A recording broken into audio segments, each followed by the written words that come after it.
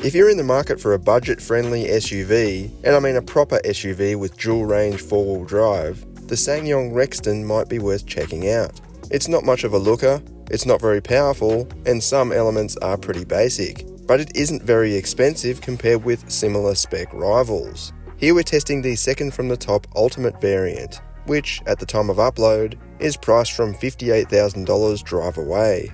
The new Hyundai Santa Fe all-wheel drive hybrid, for example, is priced from about $58,000 as well, but before on-road costs. It isn't based on a ladder frame chassis though, like this.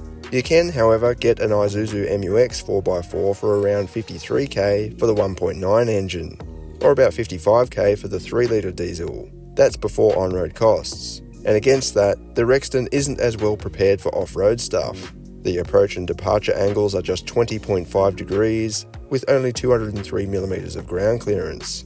However, these 255/60 tyres are nice and tall, which helps with off-roading, and it doesn't matter so much if you clip a curb or accidentally hit a nasty pothole. In that sense, this could be a decent intermediate step before full heavy-duty offerings. Inside, it is surprisingly well appointed. It also presents with a modern and clean design, with a 12.3-inch touchscreen on the dash, plenty of storage around the center console, some physical buttons, including a separate climate control panel, and then a second 12-inch screen for the gauge cluster. There's even diamond stitching on the dash and door cards, and power-adjustable front seats. It's pretty comfy in here as well, with a high riding position. The steering wheel is ugly AF though. Rear seat accommodation is just as spacious, and there's various charging ports for phones, climate vents, and heaps of headroom thanks to a tall cabin glasshouse. There's also a chunky centre armrest and cup holders. Rear passengers can also adjust the front passenger seat from buttons on the side, like a luxury car. Accessing the third row is achieved via a fold and flip mechanism. It's easy to get in, but legroom isn't that great compared with some rivals. You do get cup holders, fan speed control, and a 12-volt socket back here though. Once again, headroom is pretty good, thanks to that tall ceiling. In the very back, the boot measures in at 641 litres with the third row down, and you get just over 1800 litres with both rear rows down. Having two different positions for the security blind is very handy, so you can recline the middle row if needed. It's a nice flat loading space, and again, that tall cabin layout means it is perfect for carrying bulky stuff. There's also some underfloor storage.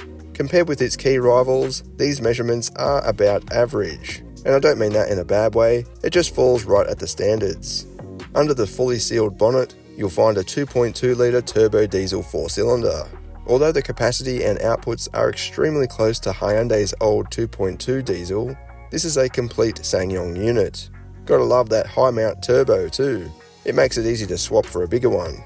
The engine is matched to a conventional 8-speed auto.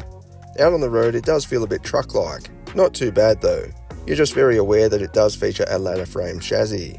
The ride quality is okay, partly thanks to those tall tyres, but in the corners it does lean a bit compared with some rivals. The steering doesn't really feel nice when tackling tight corners either. But I get it, it's not that type of vehicle. I just mean against some rivals, like the Ford Everest or Isuzu MU-X, it isn't as enjoyable in such conditions. It's not something to worry about though, and it certainly falls within expectations given its price tag. Switch it into 4-wheel drive and it turns into a capable off-road machine.